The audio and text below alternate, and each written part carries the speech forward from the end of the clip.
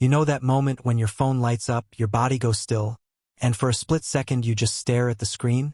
Not because you don't care, not because you're busy, but because something inside you tightens. Your mind starts moving quickly. What do they need? How long will this last? Am I ready to talk right now? And before you've consciously decided anything, you let it ring. Or you silence it. Or you tell yourself you'll call back later when you feel more prepared.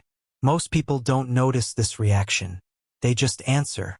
So when you don't, it can look like avoidance, disinterest, even rudeness. You may have heard it before. You're overthinking it. It's just a phone call.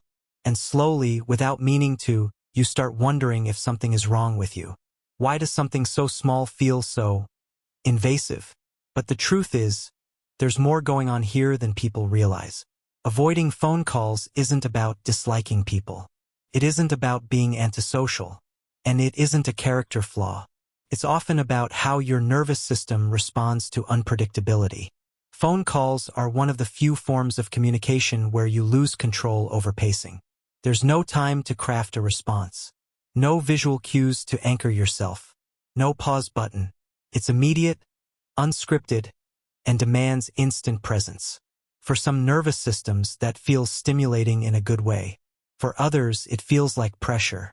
Research on social anxiety and cognitive load shows that real-time verbal communication increases physiological arousal, heart rate rises, cortisol can spike, and the brain's threat detection system becomes more alert. Even if the conversation is harmless, your body may interpret the unpredictability as something to prepare for. And preparation takes energy. Texting, in contrast, allows for regulation. You can think, edit, respond when your breathing is steady. You control the tempo. Your brain gets space to process before performing. Because that's often what phone calls feel like, performing in real time.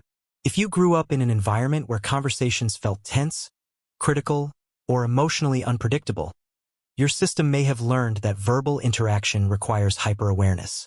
Tone matters. Timing matters. One wrong word can shift the atmosphere. Children in those environments become skilled listeners. They read subtle cues. They anticipate reactions. They monitor themselves carefully. That skill doesn't disappear in adulthood.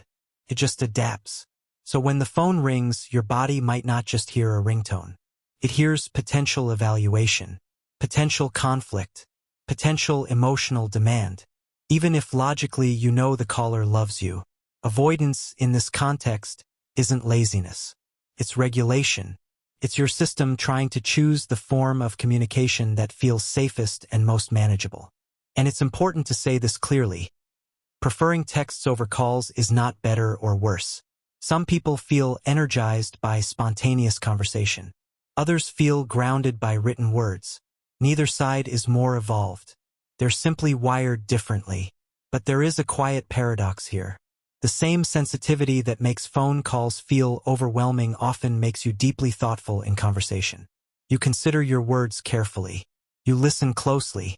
You don't speak just to fill silence. When you do choose to talk, it tends to be intentional. There's depth there. At the same time, there can be a cost. Missed connections, lingering guilt, the subtle anxiety of the unanswered call sitting in your notifications.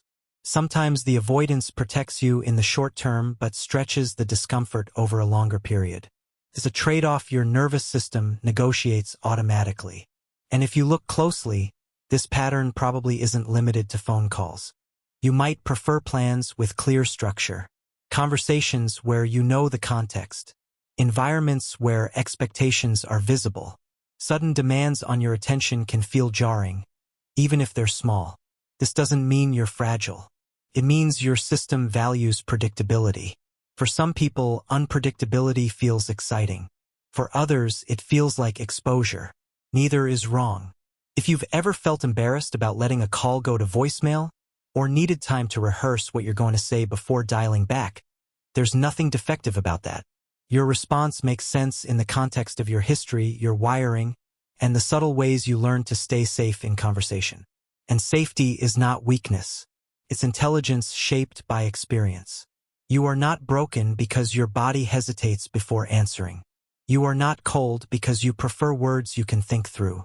You are not distant because you need a moment to gather yourself.